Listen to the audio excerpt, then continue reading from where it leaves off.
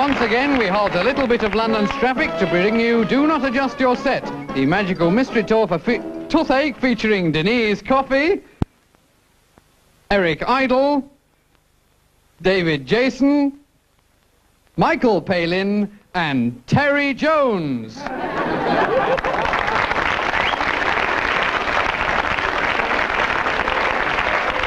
How to eat. A Do Not Adjust Your Set guide to living. Good night. The lecture today in the series How to Live concerns the problem of eating. In eating, as in everything else, there is a right and a wrong way to set about it. So let us start at the beginning with the approach. Note the confident stride as the eater approaches the table. He pulls the chair out firmly and sits down. Wrong. This is the wrong approach. Let us try it again. He strides to the table, pulls the chair out smoothly, and sits down on the chair. Right. Now he is ready to begin, and we come to the choice of utensil. Arrayed before the eater is a wide variety of utensils, each with its own particular use. The choice of the correct utensil is made carefully and discreetly. And intelligently.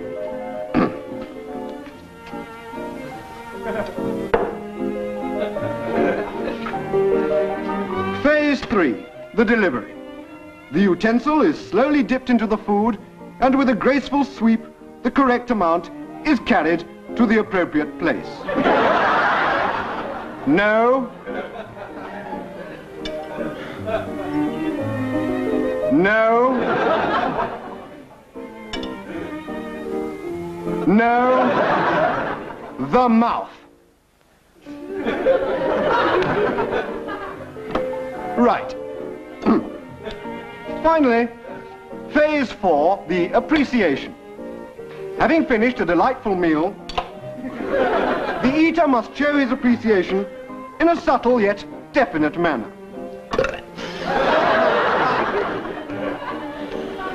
Wrong. The correct method is a slight pursing of the lips with the eyes upwards, a dab with the napkin, and a slight egregious smile. Well done. Finally, we have the problem of etiquette. This occurs when two or more are dining together. Which one would you like? The big one or the little one? That's very rude. Now, if I'd had first choice, I would have chosen the little one. You've got the little one. In this way, you have seen how it is possible to come to an understanding of food and how to deal with it. And next week, we shall be tackling the problems of foreign food.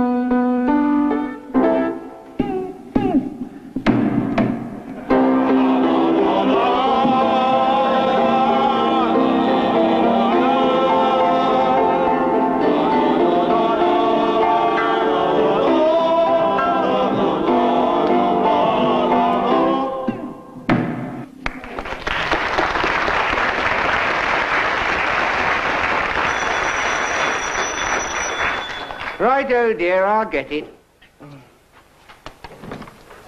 Good morning. I'm from the Happy Grin Insurance Agency. No, thank you. You know, it's amazing how many people fail to realize the value of insuring their personal property. No, thank you. I mean, no. for example, have you ever managed to misbreak something that you hold dear?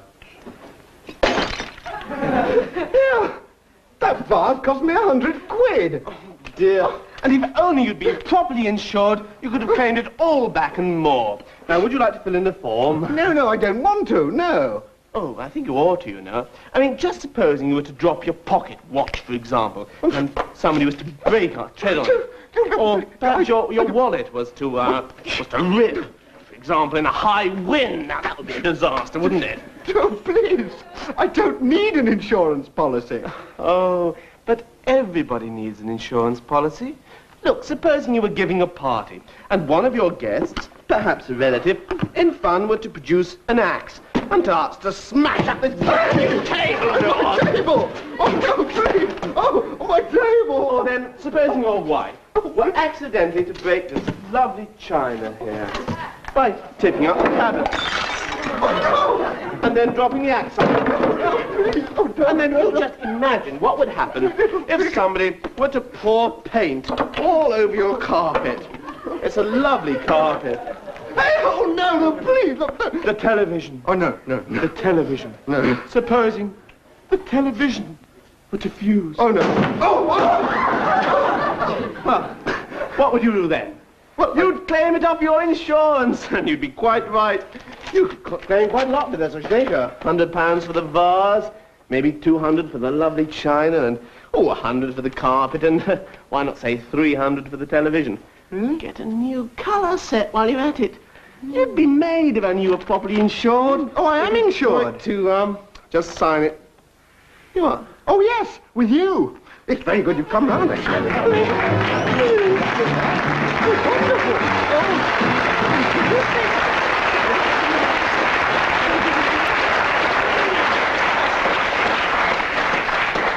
Flying Doctor to Wallumbilla Base. This is the Flying Doctor to Wallumbilla Base. Are you receiving me? Over.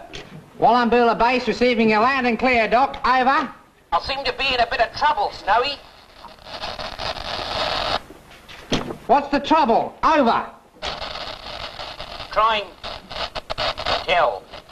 I'm sorry, Doc. Can you speak up, please? What's the matter? Over. It seems they're... Doc, please. This is Blaze here. This is Blaze here. What is the matter, please? Over. Wallumbilla here. Can you repeat your message, please? Over.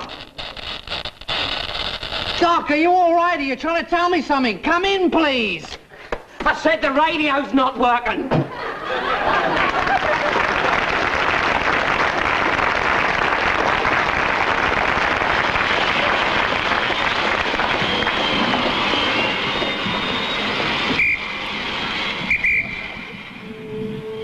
There once was a very famous man. On his famous horse he'd ride through the land. The people used to see him everywhere. When he died they put a statue in the square. Here comes the equestrian statue, prancing up and down the square. Little old ladies stop and say, well, I declare, once a month on the Friday there's a man with a mop and bucket in his hand. To him it's just another working day, so he whistles as he rubs and scrubs away. Here comes the equestrian statue, prancing up and down the square. Little old ladies stop and say, well, I declare, it's a sight to bring you joy, you feel so gay. And it's guaranteed to brighten up your day if it's grey.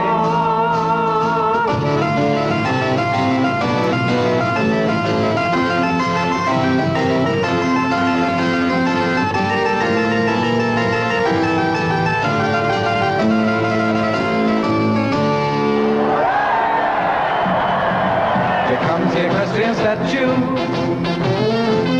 prancing up and down the square.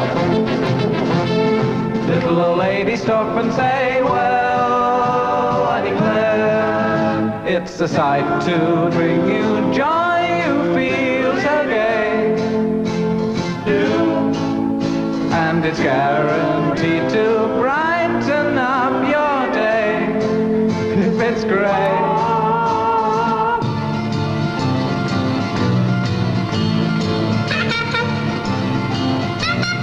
Feel so gay, feel so gay, feel so gay,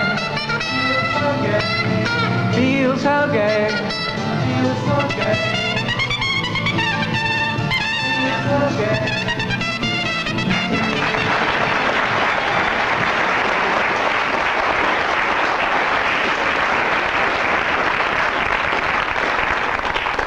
You've taken all your clothes off, Mr. Marshall? Did you want me to take off everything? Yes, everything, Mr. Marshall. Hurry up, please. Yes, shirt as well, eh? Yes, shirt, Mr. Marshall. Oh, yes, right. Trousers? Yes, trousers. Do hurry up, please. Yes. Shoes and socks. Shoes and socks, Mr. Marshall. socks, That's right. Yes, trousers. Yes. Sit down, will you? Now then, what exactly did you want to see me about? Well, it's about my wife. She gets these headaches, you I see. see. Awfully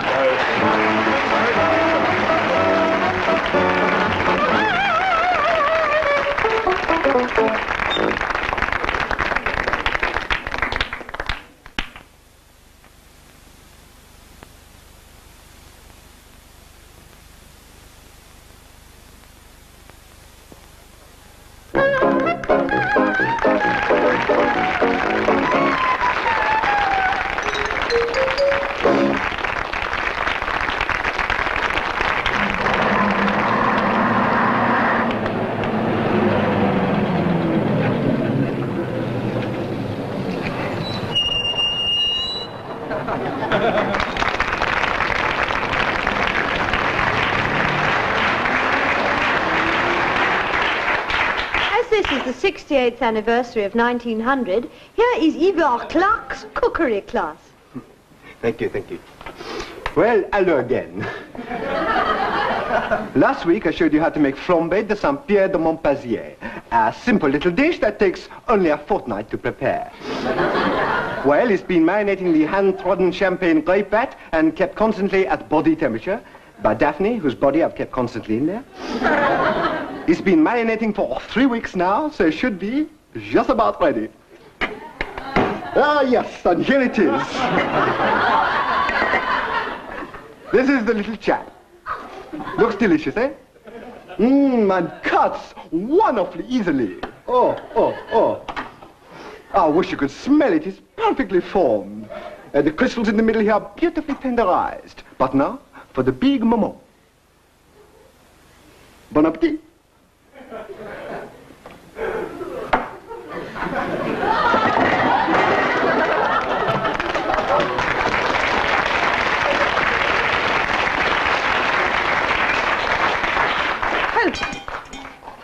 Before our next program, which is after our last program, we're going to play you some music. Oh, no, you won't. Oh, later, but not now. Now, in fact, we return to Ivor Clarke's cookery class. Well, that was the last in the series of Ivor Clarke's cookery classes. He'll be elsewhere in the autumn. Letters and vegetables should be sent to his restaurant. And now I'd like to play you a short piece of music. I'd like to, but I've never learned to play a musical instrument, and he's gone to the great delicatessen in the sky. I don't know what to do it all the while. Help! Help! Help! Help! Help! Hello. Help! Excuse me, but you're famous, aren't you?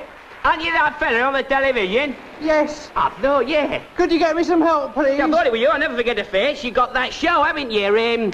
Comedy Capers. Comedy Capers. Comedy Capers. Yes. That's the one. That's the show. Yes. Terrible. well. It's a small world, isn't it? And you're what's his name in it? You're that you're what's his name? Mungo Studebaker. Ah, that's the one. You're right. You're him, Mungo Studebaker.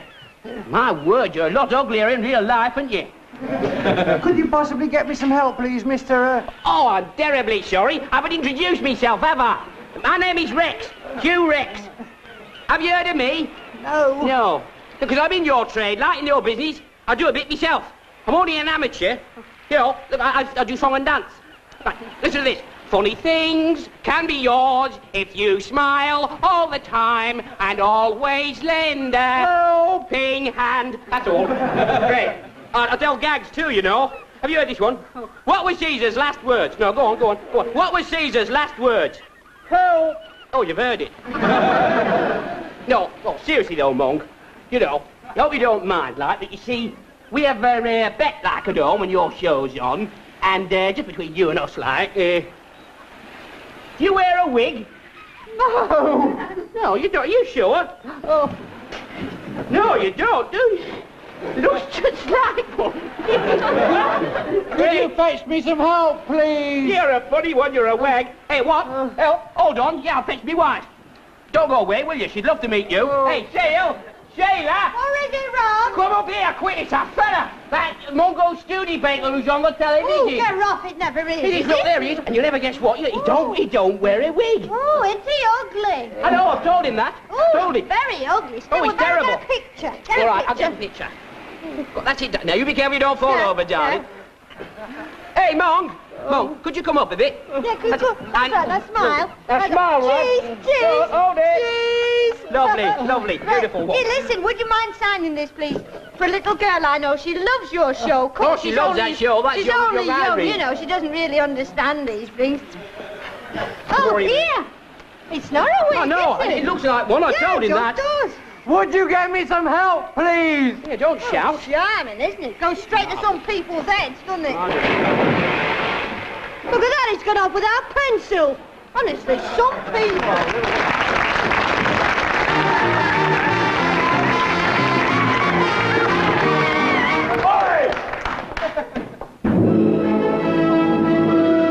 The life and adventures of Captain Fantastic. We bring you yet another thrilling installment in Episode 5. Return to Nowhere Station. The story so far. Yes, the story so far is that Captain Fantastic is chasing Mrs. Black, the most evil woman in the world. And last week she lured him into a magnetic field, and he discovered that she was trying to take over London, and he got stuck on the magnet. And who put this in my book?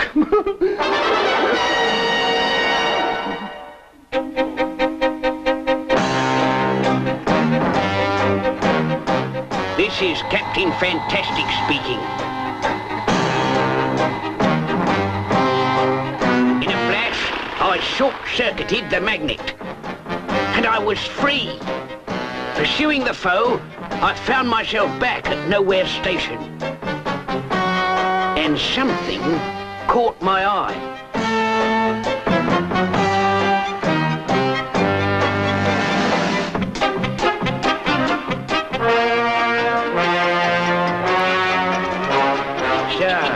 Mrs. Black thought she was safe, did she?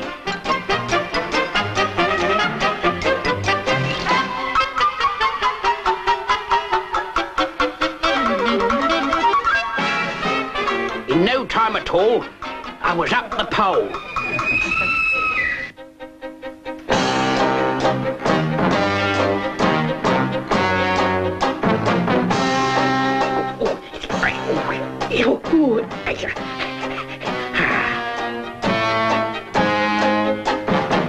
I crept up, determined to surprise her. She was nowhere to be seen.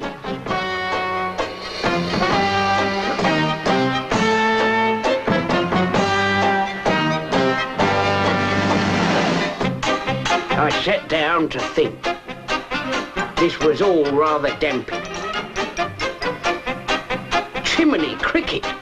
So she'd gone down with the flu.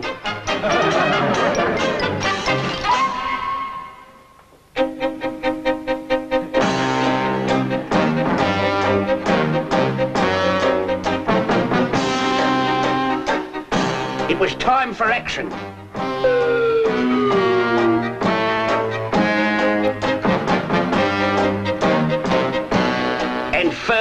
the Blickmen. I instantly employed my anti-personnel manoeuvre number 42, stroke 536B.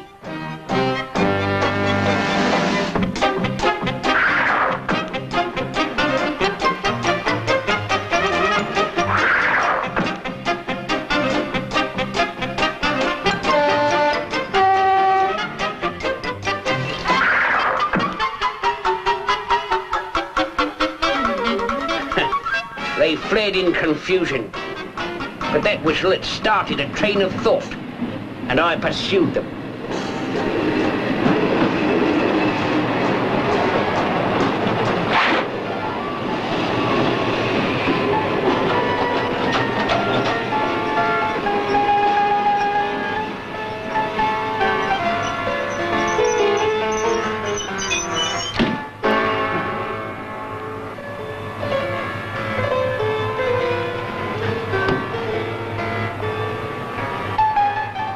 I could hardly believe my eyes when I saw them board a train which wasn't there. Was this part of her evil plan to seize control of the world? Where was she off to? The situation called for action.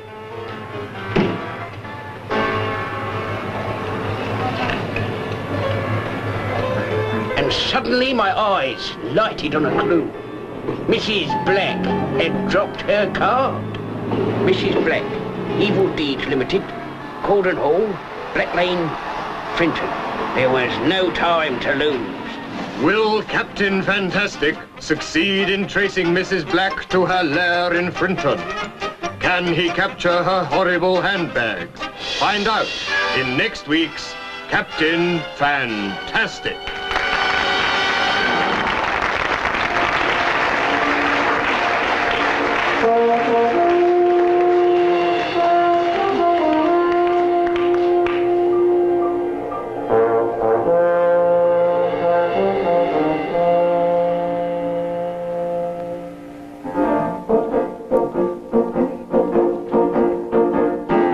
Captain bold and brave am I, sailing o'er the sea. A maiden shy adrift am I. A shipwrecked sailor me. An admiral of the fleet I am, bedecked with ribbons grand. And I am Bob, the cabin boy. And we're the pirate band. Oh, now we all know each other. How about a little drink, eh? Sandwiches in the next room, everybody.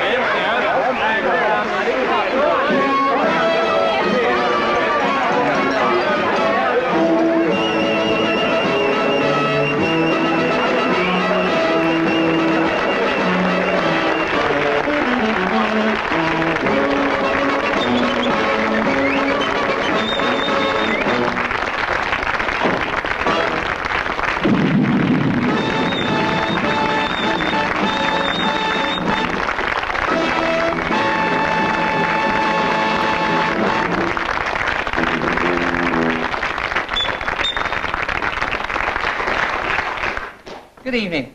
Tonight, I'd like to appeal to you. But instead, I'd like to finish the whole show on a personal note. Next week, I shall be here to finish the whole show on a personal chord. Oh, dear. Oh, I slipped up there, haven't I? Oh, my word. Oh, I'm sorry about that. Oh, dear. Oh, dear.